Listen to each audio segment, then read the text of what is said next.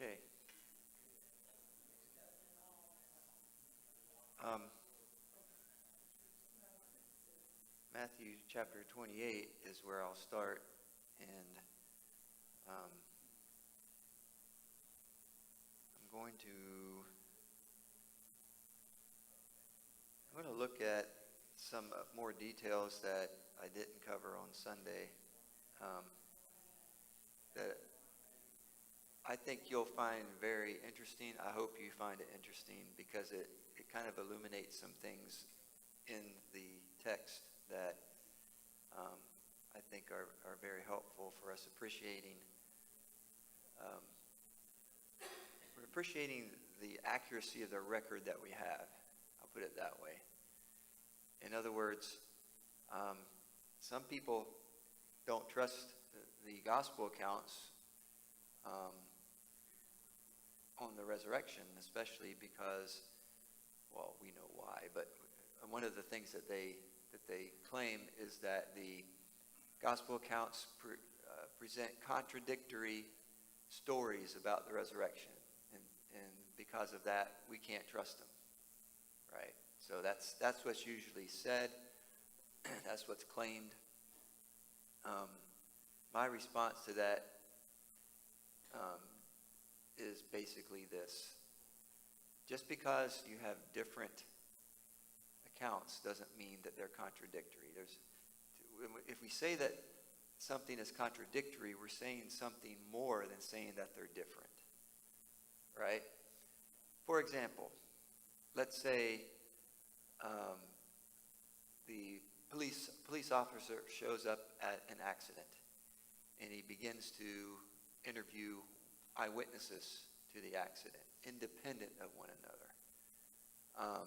And the police ask person A, what did you see happened at this accident? Person A describes what they saw. Goes to person B, what did you see? Person B describes what they saw. Goes to person C. Person C says, I saw this happen. And he looks at the three accounts that he's gotten from eyewitnesses, and there are differences between those accounts. Does he say, oh, I can't trust any of these people because they're all contradicting one another? No, not necessarily. Just because there are different details contained in the different accounts doesn't mean they're necessarily contradictory. So I ask people, what is a contradiction? If you're going to say that something is contradicting, what does it mean? Right? Because otherwise, someone could make that claim and we don't know. They could mean something here and entirely different than what we think. So I give you the standard definition of a contradiction. This comes from Aristotle. Okay, Aristotle wrote the first book of logic that we have, and it's been the standard ever since. So a contradiction, he puts it this way. He says it's the number one, the first principle of logic. He says is the law of non-contradiction, and this is how it works. No two contradictory statements can be true at the same time and in the same way. Okay? Did you hear that? No two contradictory statements can be true at the same time and in the same way or in the same sense. Okay? So, in other words, contradiction means complete opposite statements, right? Suppose I said, it is raining outside, right? Suppose I said it is raining outside, and someone else said it is not raining outside. Okay, those statements cannot both be true at the same time and in the same sense. They could both be true at different times, right? So this is what it means. This is what we mean by contradiction. So in the gospel accounts, you have differences between them. Okay, let me point out some of those to you, and then I'll explain to you how you can respond to these. And then I'm going to talk about burial customs of the day, because this helps us to understand some things that are going on in the resurrection accounts as well. Okay? So in Matthew 28, this is how it starts. It says, now after the Sabbath, toward the dawn of the first day of the week, Mary Magdalene and the other Mary went to see the tomb. Okay, did you hear that? Who went to see the tomb? Who did it say? Mary Magdalene and the other Mary went to see the tomb. That's what Matthew says. Now listen to Mark. Mark 16. When the Sabbath was past, Mary Magdalene, Mary the mother of James, and Salome bought spices so that they might go and anoint him. And very early the first day of the week, when the sun had risen, they went to the tomb. Now, did you hear that? In Matthew's gospel, who goes to the tomb? Who does Matthew say was there? Mary Magdalene and the other Mary. Mark says, who? Mary Magdalene, Mary the mother of James, and Salome. Okay? Now let's see what Luke has to say about it. But Luke 24, but on the first day of the week, at early dawn, they went to the tomb, taking the spices they had prepared. Okay? So who's they? Well, you got to keep reading. Verse 10. Now it was Mary Magdalene and Joanna and Mary the mother of James and the other women with them. It seems as if the group is growing, doesn't it? Now, what happens when we go to John's gospel? John says, this is chapter 20. Now on the first day of the week, Mary Magdalene came to the tomb early while it was still dark and saw that the stone had been rolled away from the tomb. So she ran and went to Simon Peter and the other disciple and told them, they have taken the Lord out of the tomb. We don't know where they've laid him. So who does John say was there? Mary Magdalene. He doesn't say anything about Mary, the other Mary, Mary the mother of James, Joanna. He doesn't say anything about Salome. All he says is Mary Magdalene came to the tomb early. So, each gospel account says something different about the women who went to the tomb. None of them say the same thing. They all say something different. So the critic says, can't trust them, contradictions. Are those really contradictions? No, not at all. One gospel writer includes details that the other one doesn't include. That's not a contradiction. It's just one person choosing to include details that he thought was important, and another one including details that he thought was important. Apparently John does not think it's important for his purpose to list every single woman who came to the tomb. He thinks for him it's important to mention only Mary Magdalene, but he doesn't say that she was the only one. He just says Mary Magdalene went there. He doesn't say by herself she went there, because that might be a contradiction. That might be a problem, but he doesn't say that, does he? In fact, none of them say anything like that. They just include the detail that they want to, but they don't restrict it to only that. Right? So, does the critic have a point? No, not at all. Remember the example I gave of the police officer. Police officer may have 3 accounts with different details because the eyewitness giving his or her version is going to choose the details that he or she thinks are important, and the other person may think other details are important and not even include every single one that the first person did. You see. So, if that does anything, it should actually be the reverse that the critic says. It should tell us these are, in fact, historically trustworthy accounts, because if they all said exactly the same thing, then we might have reason to question it. Why? For the same reason that if a judge heard testimony at a trial and every person that was called to testify let's say for the defense, exactly the same details with no variations whatsoever, what would the judge conclude? Collusion. Conspiracy. Right. So why in the world should we grant a critic any place here for saying we can't trust these because they're different? That's not how the real world works, is it?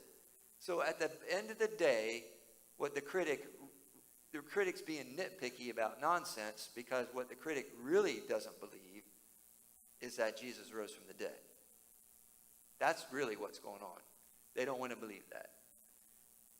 So they look for little things like this to make it sound like they have reasons other than their bias, their anti-supernatural bias. Okay? The same thing is true. If we read the accounts further, we will note that in one gospel account, it has an angel speaking to the women. And in another gospel account, it mentions that there were two angels standing on either side.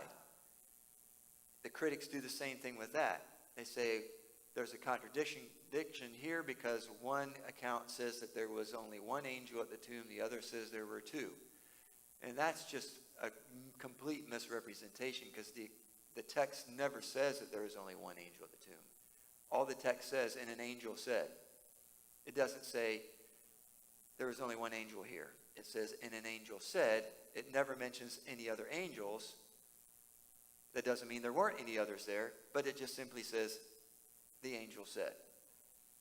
So that's not a contradiction either. Remember what a contradiction is. Two contradictory statements can't both be true. The text never says there was one angel only, and over here it says there were two. It doesn't say that.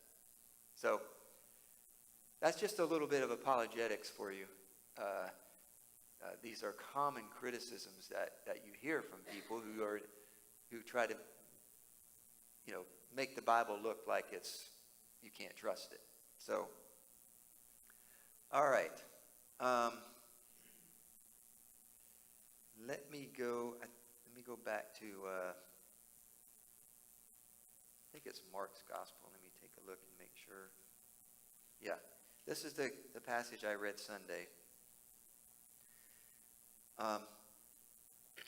It says, when the Sabbath was passed, Mary Magdalene, Mary the mother of James, and Salome bought spices so that they might go and anoint him.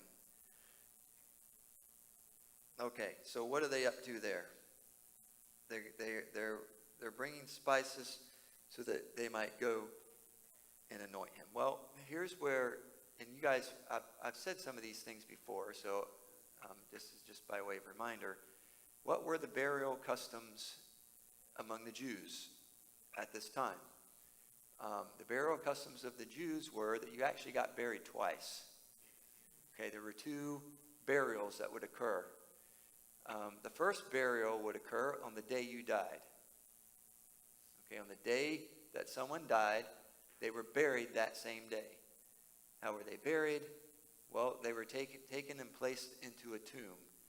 And if they died when they were in their hometown, if they died in their home, then they would be placed into the family tomb.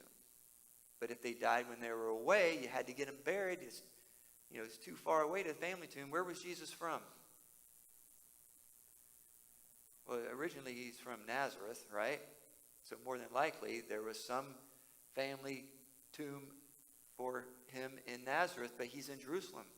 That's at least a 3-day journey, if not longer, right? So there's no way they can get him up there, in one day. They got to get him buried today. Why do they have to bury him the same day he died? Well, it's because Jewish law said so. It's in the Old Testament.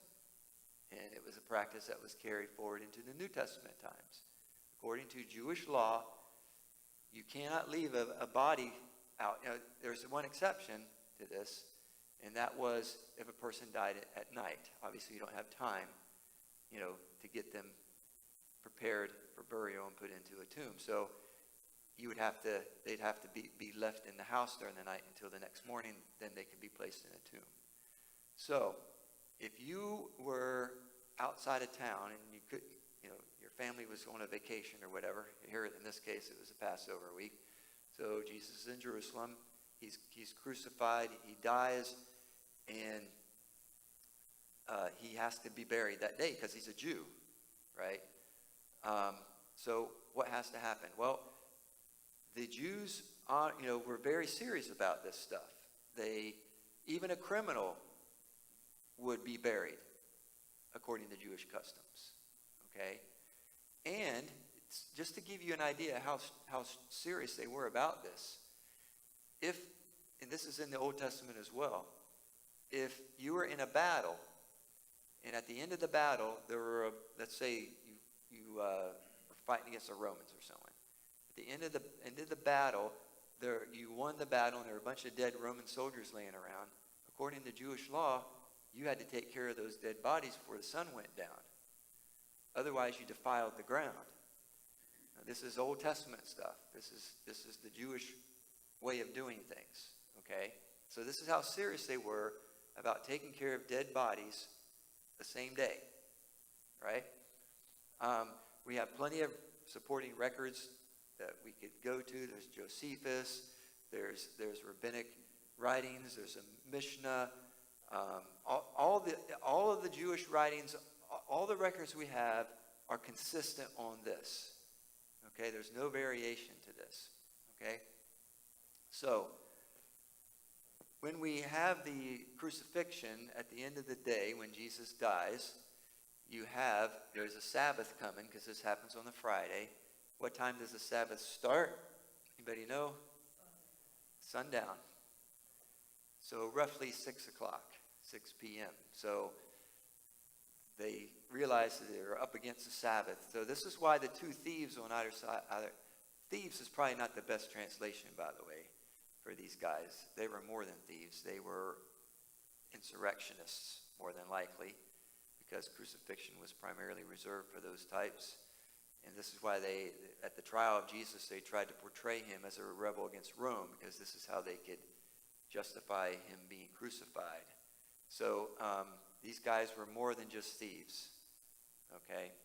So they're coming up against the Sabbath, and they have people hanging on crosses outside the city gates. According to Jewish law, this has to be dealt with. So what do? The Romans break the legs of the two guys on either side of Jesus to speed up the dying process, and you know why that is, because they have to push up to breathe.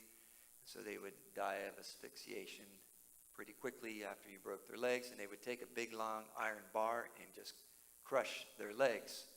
So that's how they did it. But when he comes to Jesus, the text tells us he sees that Jesus is already dead. But just to make sure, a spear is thrust into his side, and the text tells us that blood and water emerged, which basically says that the separation, he'd been dead long enough that the blood had begun to separate. So the details of that are significant in the Gospels. Why would they record that? Why would the Gospel writers include those details? Why do you think?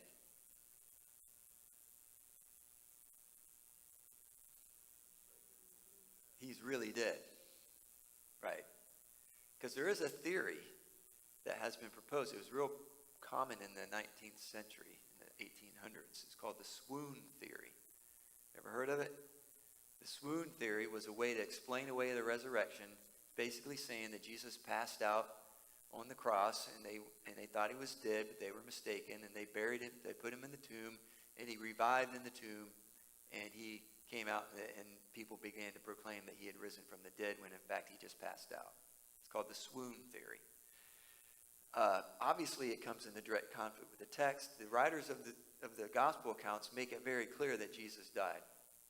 So you can kind of see they're anticipating this, right? This idea. Well, maybe he didn't really die, because resurrection is going to be hard to believe no matter who you are, right? So you got to make sure that he's dead. Otherwise, no one's going to believe the resurrection, right? So they include those details intentionally. So according to Jewish law, has to be buried by the end of the day. So the gospel accounts tell us that there's this guy that comes along. His name is Joseph. Joseph of Arimathea. He's a devout Jew. He's probably a member of the Sanhedrin or member of one of the Jewish groups there. And what does he do? He goes directly to Pilate and requests that he would take Jesus' body and prepare it for burial. And so he does that. He gets permission to do that. And he makes sure, he probably doesn't do it himself, but he probably has people that he hires to do it. Because he's a very strict Jew, he wants to do things right by way of this Jewish man that was crucified. So he does this. He requests this. He doesn't want to defile the area, right? Doesn't want this stuff to happen. And so typically, there would be tombs available for these kinds of cases. Even the Sanhedrin made sure that there were criminal tombs. These tombs were specifically there to place people who were executed, criminals in, and then for later to be taken back out by their family members and to be placed somewhere else. So that would be the second burial that I was talking about. I'll get to that in a moment. So the Joseph of Arimathea has a freshly hewn tomb. And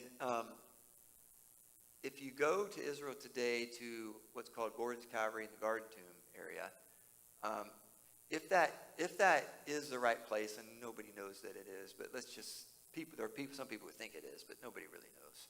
If that's the actual place of the crucifixion in the garden, in the tomb where Jesus was laid, you can see how it kind of makes sense, because Gordon's Calvary is right around the corner, the place of the skull, and then right around the corner is the garden, and there's the tomb.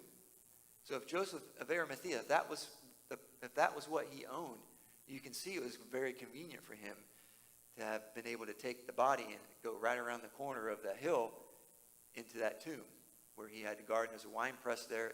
It's still there today. You can see it today. So he wants to make sure that things are taken care of properly. So he does it, and the Jews come to Pilate later and say, we remember hearing about this guy claiming, destroy this temple in 3 days, I'll raise it up, and he was referring to his body. And so we want to make sure that, the disciples don't come along and steal the body and claim that he was raised from the dead. So could you post some guards out front? So they did. They posted guards out front to make sure. So his body's prepared, and the way it's prepared, the body's washed. Then there are linen cloths that are taken that the body is wrapped in, and each layer, they put a layer of spices in those layers because, quite frankly, it's going to smell. The body's going to decay. And then they also had a separate cloth that went around it's called the head cloth, or the face cloth that went around the head. Part of that wrapped around the jaw and the top of the head, obviously to keep the jaw from popping out when rigor mortis starts to set in. So it just kept everything intact. I remember my dad telling me that when his grandmother died in Pennsylvania, he was a little boy, that after she died, and she died in one of the bedrooms in their house, he remembers that his aunt went into the room, to the bedroom, and placed coins on her eyes, rolled up a small towel, and put it under her jaw, to keep her jaw from hanging open. And so even back then, they would do. They would put coins on the eyes, and they would wrap the face cloth around this area of the head to keep the jaw up. It's not a pleasant thing to see. So if the jaw is wide open. So this is how the body was prepared, as placed in the tomb. So, this all happened. Joseph of Arimathea is doing this. So the women don't know that all the spice stuff had been taken care of, right? So they can't go on the Sabbath. This all stuff is happening right against the Sabbath. So they can't do any of this on the Sabbath. But they also know that they have to get this done within a 3-day period. Okay? This has to be done as soon as possible before the 4th day. All right? Why? Why is that? Well, we can get a sense of this by thinking back about the story of Lazarus. Remember, Lazarus was the brother of Mary and Martha. And remember, in John chapter 11, Jesus gets word that Lazarus is sick. And the message is, come quickly.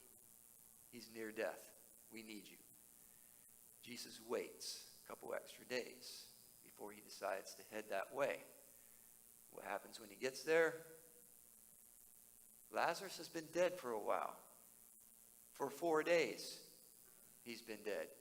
And remember how he's greeted. Why didn't you come? If you only had been here, this wouldn't have happened. And Jesus talks to the sisters. You remember, we have the famous passage there where he says, I am the resurrection and the life. You know, he who believes in me, though he dies, yet shall he live. You know that story. It's kind of a puzzlement. Why did Jesus wait that long? There must be a reason for that, right? Why didn't he go, a day earlier or 2 days earlier? I mean, he could have raised the guy from the dead, a lot quicker and saved those poor sisters from, 3 days of grieving, right? After all, he's done it before. Remember, he healed Jairus' daughter just a few hours after she died. She had only been dead a short time, and he goes and he heals her. So we know that he could have done that. We know he could have healed him from a distance, because he had done that before.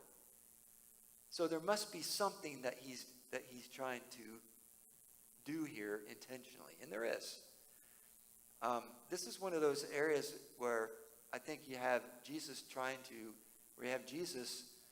working against superstitions of the day. And this is where he's we call this accommodation theory. In other words, the traditional belief that Jews had of that time was that when someone died, they placed them in the tomb. It would be 3 days before the spirit of that person would leave the side of the body. Okay? How do you know it's 3 days? Because they recognized that after 3 days, the face of the individual would begin to contort because of the decaying process, where that person was no longer recognizable. And so the spirit would not recognize the face of the body that it once dwelled in, and therefore it would depart the area. And, this is their belief. It's in their literature. Okay, I'm not making this up. It's what they believe. So, the significance of the raising of Lazarus from the dead is a couple things. Number one, Jesus waits until the 4th day. This puts to rest any suggestion that the spirit is still around. You see? The spirit's not there anymore. In fact, that's what's pretty much said to Jesus. When Jesus says, move the stone away from the tomb, they say, what? By this time, he stinketh, the text says. In other words, he's in that decayed state now. He's not even going to be recognizable. He is dead. He's not just dead, he's dead. The flesh is starting to rot off the bones. Okay? All right? So, Jesus intentionally does this to overcome any suspicion that Lazarus wasn't dead. All right? We know that this was done intentionally because even when the religious leadership finds out, Caiaphas and all those guys find out, they know that they cannot deny that Jesus raised this guy from the dead. They cannot refute it. And so, as a result of that, they believe in Jesus. No. What do? This shows you how the human heart is. What do? Yes, and Lazarus. They start the plot how they might kill both of them, rather than admit that Jesus has the power to raise the dead, and therefore he is God's anointed one. They won't admit it, even though they can't deny what he's done, they still want to get rid of him. And Caiaphas obviously says why there in his mind anyway. But anyway, all this stuff I think is important. It helps us to understand what's going on here. So once a person is put into the tomb, wrapped in the spices, they're there for about a year, approximately a year. After a year, you can enter back into the tomb. And by that time, the flesh has rotted off the bones, and so bones are just left, and you can pull the wrappings off. And what family members would do is they would scrape the bones off and clean them, and they would either put them in a bone box, an ossuary, that had a lid on it, and set it into another compartment in the tomb, or there would be a shallow niche that they would pile the bones in, and there would be other bones in that niche as well. So this is why the Bible often talks about, someone says, I want to be buried with my fathers. Literally meant to be put into the heap of bones from your ancestors. This is, their request to be buried there. And here's another little superstition that they held to. And again, I'm not making this up. It's in the literature of the day. The reason why they so badly wanted to be buried with their fathers was because even though they were dead, even though there were just bones left, they still believed that the bones had some significance of life to them. And this, as weird as it sounds to us, this is in their literature. Again, I'm not making it up. They believed this. And so here's an example to show something connected to that idea. You remember when Jesus has some encounters with folks when he's making his call to discipleship and people are giving excuses why they can't do it? Remember what the one guy says?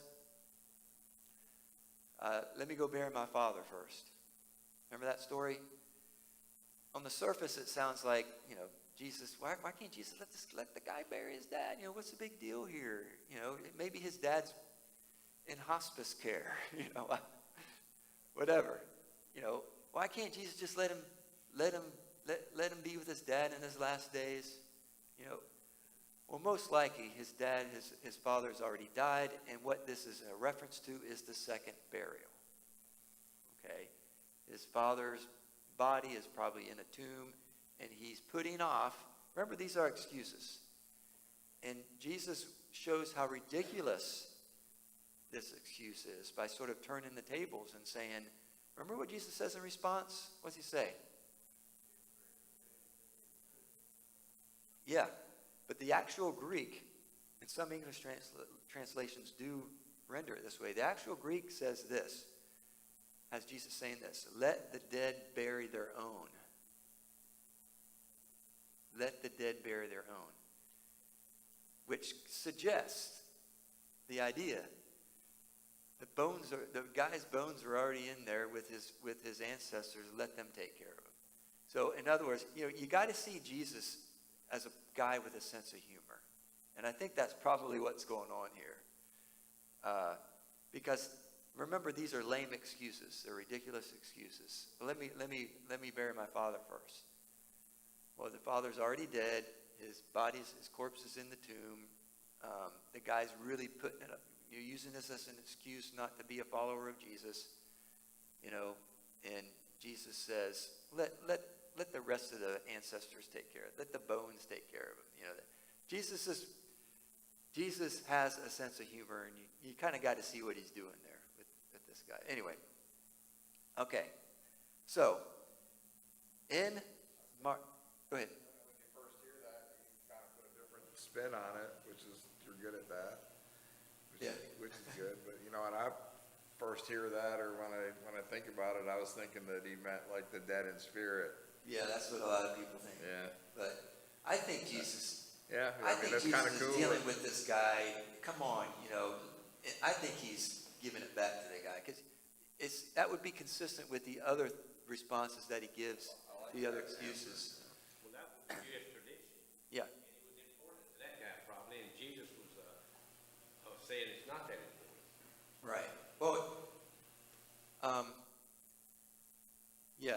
importance of being a follower of him trumps everything else. Remember what he says. If anyone comes after me, he has to hate his mother, his father, his brothers and sisters, you know. So, again, it goes back to the emphasis of the importance of discipleship. So what we have here is these women that are going to the tomb, and they're going to apply some more oils and spices, right? Because they aren't sure if this has been taken care of. Again, there's a lot of, this was probably done hastily as they're being pressed for time.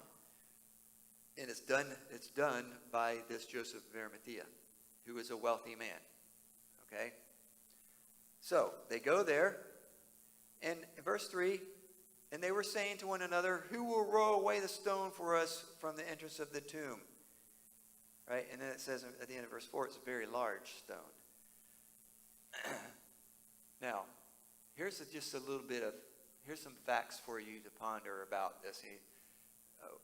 We know, based upon archaeology, a lot about the people who lived back then, how tall they were, how much they weighed.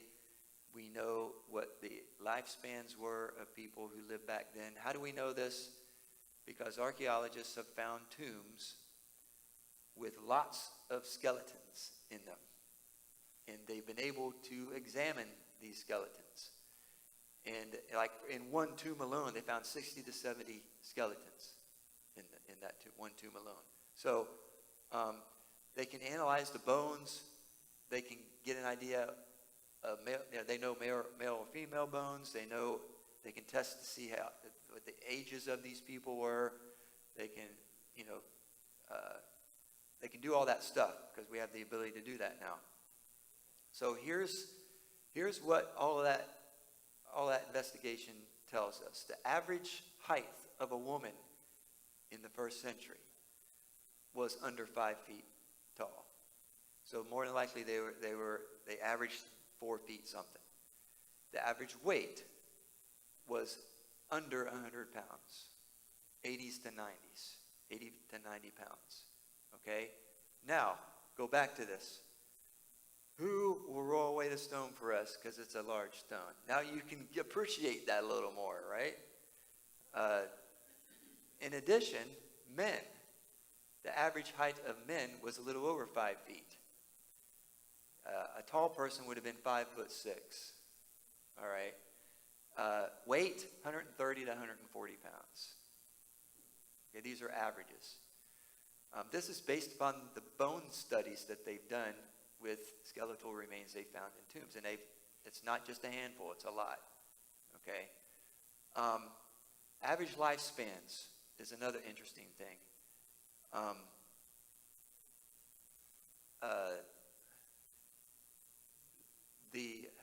When they examine bones, they like in the tomb that they found 60 to 70 skeletons in,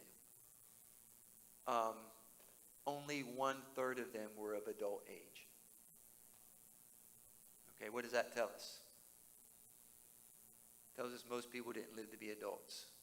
Now, on top of that is this. When you think of an adult, what do you think of? Yeah, and to be an adult back then was to be a teenager. So 17, 18 years old is an adult. 16, 17, 18 years old is considered to be adult age. Remember that women often married when they were about 13 or 14 years old, started having kids right away. So these are important things to keep in mind. That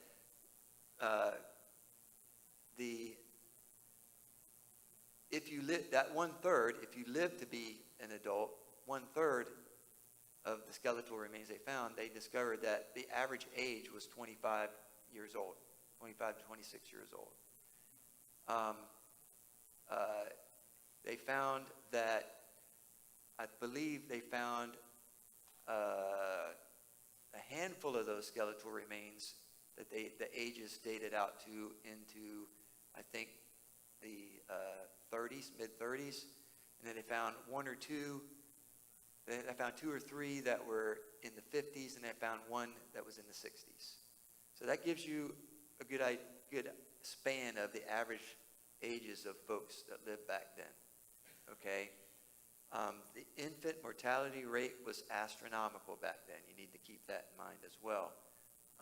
So most people, 2/3 of people who were born did not live to adult age. Think about that. Only 1/3. Okay? We also know more than likely this means that Jesus' disciples were younger than we tend to think. Some scholars, I've read this, some scholars believe that the youngest of the disciples, which was who? Remember who the youngest disciple was? John. The disciple who Jesus loved, which may very well have been his first cousin. Some people believe that Salome, who I read about earlier, was James and John's mother and was the sister of Mary, Jesus' mother. So more than likely, John was probably barely a teenager. He may have been 13. So Jesus at 33 approximately was a pretty Yes. old guy Yes. for that era. Yeah, you're right. So, all of these things are interesting facts that I think are worth noting to help us better appreciate, what's going on in the text. So Jesus is placed in the tomb. Now this is not even if obviously no one was expecting Jesus to rise from the dead, right? When he's put in that tomb, but that doesn't mean that was Jesus's. They didn't believe that that's where Jesus' body was going to remain. Because what was going to happen is, in a year from then, Jesus' relatives would come back to collect his bones and to have the second burial. More than likely, that would occur when they would, put the bones in an ossuary, a bone box, take it up north to Nazareth, and place it in a family tomb up there. So that was what was going to be anticipated. Of course, they were shocked by what actually happened, but nonetheless, this is relevant to how they were expecting things to happen. So we have here in Mark's gospel, it says, verse 5, and entering the tomb. I think I mentioned this Sunday, didn't I, that part of the reason the women were going there is because the men would not want to go there due to the fact that they would defile themselves. And, a woman could defile herself too, but men were particularly sensitive to that sort of thing. Plus they were hiding in a room. Right? Yes, they were. That's true. And the women would be less likely to be confronted over this thing. So they go there, and entering the tomb, they saw a young man sitting on the right side, dressed in a white robe, and they were alarmed. Obviously, they would have been alarmed, and he said to them, "Do not be alarmed. You seek Jesus of Nazareth, who was crucified. He has risen. He is not here. See the place where they laid him." Typically in these tombs, they had a flat surface. It looked kind of like a bench that would be carved into the rock. And that was where they would lay the bodies. They called it a niche, or there's other Latin names for it, but it looks just like a flat bench there carved into the rock, and that's where they would initially lay the bodies until they go through the decaying process. And there usually were more than one of those within a tomb, because you could have more than one family member die in a given year, and so you may have to enter back in there at some point to place another body in. So see the place where they laid him. Again, important to note. See the place where they laid him. What's the significance of that? He's not there. That's the significance of it.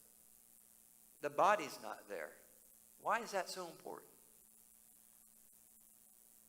Why is it so important? And by the way, this is this is emphasized throughout these accounts. And Luke goes to great pains to emphasize the post-resurrection encounters with the disciples. Why is this so important? Apologists refer to this as the empty tomb. Why is the empty tomb so important? Well, because it's a resurrection. That's why. It's a resurrection. The word resurrection is applied to bodies. It's not same bodies. The body that went in the tomb is the body that came out of the tomb. It could have been a reincarnation, because that's someone coming back in a different body. And if that was what was going on here, Jesus' body could still be in the tomb, the body they died in, but he could have come back in a different body. That would have been a reincarnation. But that's not what this is. That's not what's going on here. This is a resurrection. The word resurrection is not the same thing as reincarnation. They are different things. There are different categories, different concepts altogether. Okay? Why is this so important? It's important because it communicates the theology, so much theology behind it. And this is why when Paul goes to Athens and he's preaching on Mars Hill, they're following him until they discover that he's talking about a resurrection. And what do they do when they hear that? Basically, no way. Why? They don't believe in resurrection. They think that's crazy talk. You see, because the Greeks had a different idea about this stuff. But the Judeo-Christian tradition believes that the body is sacred. The body God made, and therefore it's good. You see. And the body that dies is the same body that's going to be brought back again. How do we know this? Because that's what happened to Jesus. The tomb was empty. What was left in the tomb? The linens. Yeah. There's no body left in the tomb. What's that tell you? He walked out of there. The body that died and was placed in there is what walked out. That's what it tells us. Now, I read from 1 Corinthians 15 on Sunday, but I didn't read the whole chapter. Paul goes on to talk about what difference there is in the resurrection body for everybody. And he basically talks about Christ being the first fruits of our resurrection. First fruits had a meaning for agricultural people. What are our first fruits? You know, I got blueberries in my backyard, and before the main berries turn blue, turn purple, there's a few here and there that do. That's the first fruits. That tells you the rest are coming later. But that's not the main harvest. That's not the main thing. So when Paul says Christ is the first fruits of our resurrection, he's telling us this is what our resurrection is going to be like. It's going to be like his. What was his like? The same body that went in came out. What's our resurrection going to be like? Exactly like that. Now you might be thinking, well, his body didn't decay, it didn't see corruption. He was in there less than 4 days. What about people who have died centuries ago? Their bodies were eaten by animals, their bodies were burned, ashes scattered, decayed in the ground. How in the world do you get the same body? How does that work? Well, yeah, it's a miracle, obviously. But we're not left without, one of the great things about living today is we have a lot more understanding about things that tell us how this could happen without any problem connecting the identity between what died and decayed and what is resurrected later. You know what some ways of doing that are? We have this thing called DNA, right? And here's the interesting thing about DNA. DNA is the blueprint of the cell. right? When a sperm fertilizes an egg, when that fertilized egg changes, when the union occurs, it immediately changes and forms what's called a zygote. That zygote, at that moment, is now not the sperm and egg anymore.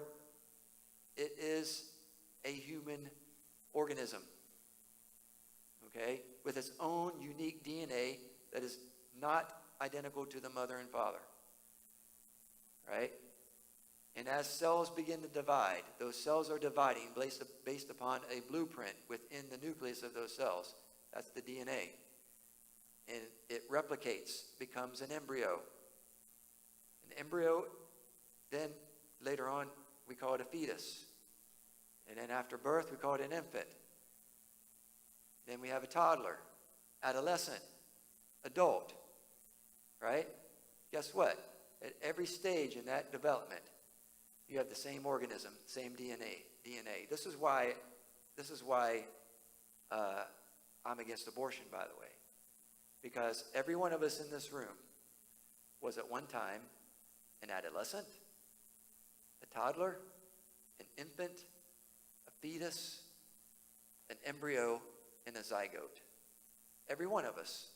And we were all identical to every one of those stages in our development. We were the same thing.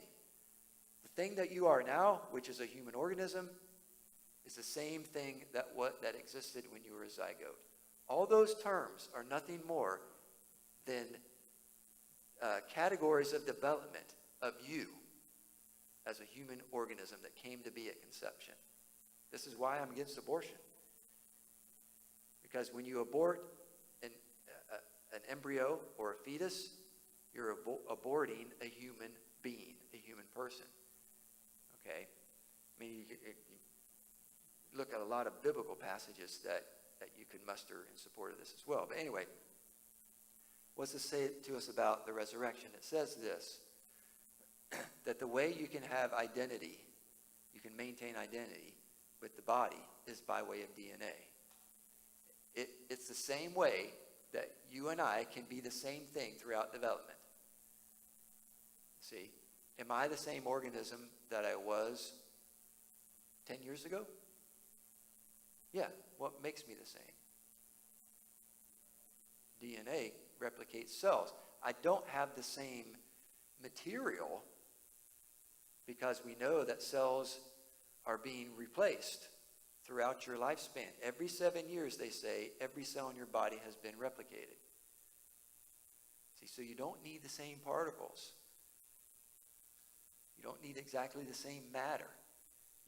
You have different matter in your body throughout your development. But what keeps your identity intact is the DNA. So, can God take different matter in the future and resurrect you? Absolutely. You don't have to have the same matter, same material. Jesus' body did not see decay, so it's what came out of the tomb, right?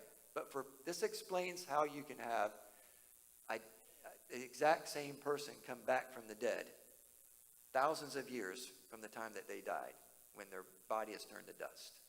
You don't have to gather up the exact same particles of matter that decayed. You don't have to do that because you don't have the same particles in you right now that you had 10 years ago.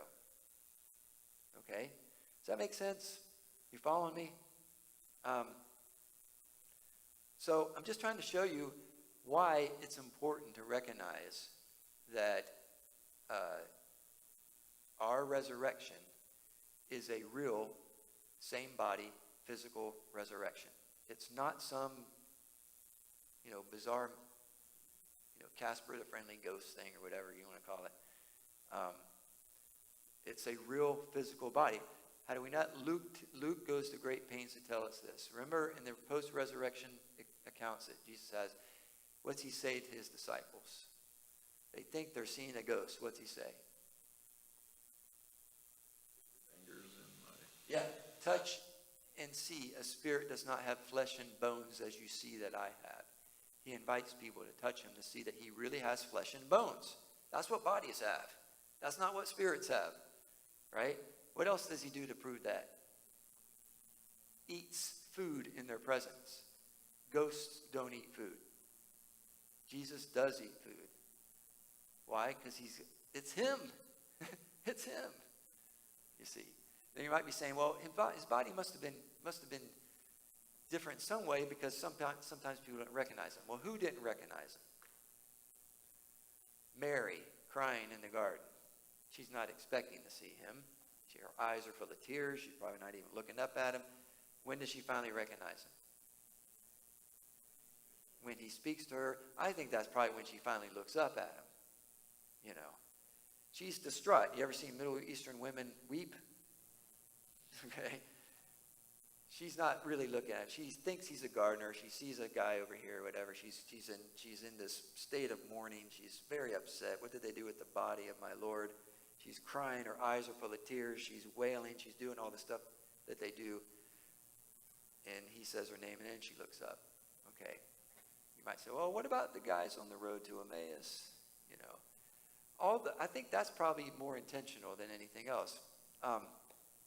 But clearly, when Jesus demonstrates that it's really him, he has the scars to prove it. That's the same body that they drove the spikes through, right? This side has a scar. Same body. It's not a different body. So what is different about the body? Paul tells us in 1 Corinthians 15. He says, the body is changed in this way. Something is added to it. It's the same body, but there's an addition to it. What's added to it? He puts it this way. Immortality and incorruption are added to it. It's put on these things. Put on. It's like putting on something over it. Okay? That's the idea. There's been an addition to it. It's the same body, but there's been an addition made to it. Those things are incorruption and immortality. It's never going to die again. It's never going to decay. You know, the resurrection body is a real physical body that will not die and will not decay. Why? How do we know that? That's what the Bible says is true about the body, the resurrected body of Jesus. It's really him. It's like it's really going to be you. You're going to be able to recognize each other. You know. I don't know how good you're going to look. It'd be nice if I had some extra hair on my head when I'm resurrected, but maybe that's my vanity speaking. I don't think we're going to care about that kind of stuff when that happens. But the good news is that it is the same body that comes out of the ground. The good news is it has addition. There's an addition given to it, so it's incorruptible and immortal. So those are the truths of Christianity. And by the way, there's really... this was rather unique at the time that it happened. I mean, the other religions didn't teach this kind of stuff. Like I said, when Paul declares the resurrection in Athens, they can't stomach that because it doesn't fit their worldview. They have the Platonic or Greek worldview, which is the idea that when you die, your soul is released from the prison of your body. Why would you want to go back to jail? You know, you get free from jail to go back into the spiritual realm of the souls. And Greeks believed in the immortality of the soul. Okay, the Bible does not teach the immortality of the soul. The Bible says that immortality is not intrinsic to us; it's rather given to us at the resurrection. It's something that's added to us. We're mortal; we're going to die, right? But because of our faith in Christ, we're going to be raised unto immortality in eternal life. That's what the Bible teaches. Immortality of the soul is a Greek doctrine, and this is why they scoffed at the resurrection. By the way, immortality of the soul also means, connected with that idea is the pre-existence of the soul. If the only Christian group that believes something like that I can think of off the top of my head, and I don't consider them Christian, but they try to make themselves out to be, are the Mormons. The Mormons believe in that pre-existence stuff. They believe that all people born on planet Earth pre-existed in some spiritual state, and you get plugged into bodies here on Earth. That's the same thing the Greeks believed. But that's not. We didn't exist before our bodily existence. That's what I'm trying to say, if that makes any sense. We didn't used to be spirits somewhere before we were born. We came to be when we were conceived. Okay, that's what I'm saying. Jesus is the only one that pre-existed his bodily existence, I think. Am I right about that? Yeah, I think so. All right, we're over time, but I just wanted to sort of like give you some more stuff based upon what we know concerning the resurrection and what that means for us as believers. I know my brother talked about this stuff the week I was gone and brought you some other things as well. I don't think I duplicated any of this stuff, did I? Okay. All right. Any questions or comments you might have? Yeah? You have a question? All right. Let me have it. I was just interested when you were talking about the zygote. Yes. You look it up and it's Greek zygotes, joined or yoked. I just thought it was interesting that they use the term yoked. I mean, it maybe no correlation to anything other than interesting. So. Okay. Yeah. Yep. If you think about a zygote, all a zygote needs for its growth and development is nutrition and environment and, the same thing that we need. You and I need nutrition and a healthy environment for us to grow and to develop. That's all a zygote needs. So, in other words, the zygote is not getting anything from its mother that changes the kind of thing that it is. Any more than you and I get something from the nutrition and environment we live in that changes the kind of thing that we are. Right? We are the same thing throughout our lives, the same kind of thing. And I'm speaking, when I say that, I'm speaking philosophically. What I'm saying is that we are a human organism that comes to be at conception and is identical to itself throughout all these stages of development. That's what I'm saying. And this is why I believe abortion is wrong from the perspective of embryology. The human being comes to be at conception. That is indisputable. Any embryology textbook will say that human beings come to be at conception. Where you get into all the debates in society is they start talking about, well, that may be a human being, but it's not a human person. Becomes a person emerges later. Well, none of those people can agree when that happens. In fact, there are some people today who would say that doesn't happen until about the age of 5 or 6, which means that you could kill a human being and not be killing the person up until a particular stage. So Peter Singer, who teaches at Princeton, believes that mothers should have the right to end the lives of their infants and toddlers. Think about that. Why? Because they're not persons yet. In his view, a person doesn't emerge. A human being does not become a person until the ability to reason and to make judgments and to choose things for yourself comes about. So when does that happen? It happens a little bit later than a toddler. And so from his perspective, there's no difference. And he's right about this. He's right about this point. He says there's no difference between having an abortion and ending the life of a preborn child and a mother choosing to commit infanticide, killing the life of a newborn child. There's no moral difference between those two acts. The only difference is geography. One's inside the womb, one's outside the womb. Right? He's right. He's right about that. Of course, I think he's wrong about this personhood nonsense.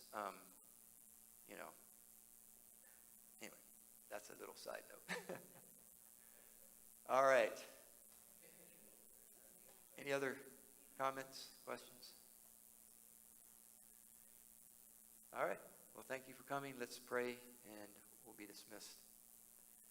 Father, thank you so much for your word. Thank you so much for our hope in the resurrection, that we know that because Christ was raised from the dead, that guarantees our resurrection will one day be gathered back together as a result of that. So pray that we would live with that expectation, that hope. We would live as new creatures and share that message to others as we have opportunity to do so. So go before us now, bring us back together again, we pray. In Jesus' name, amen.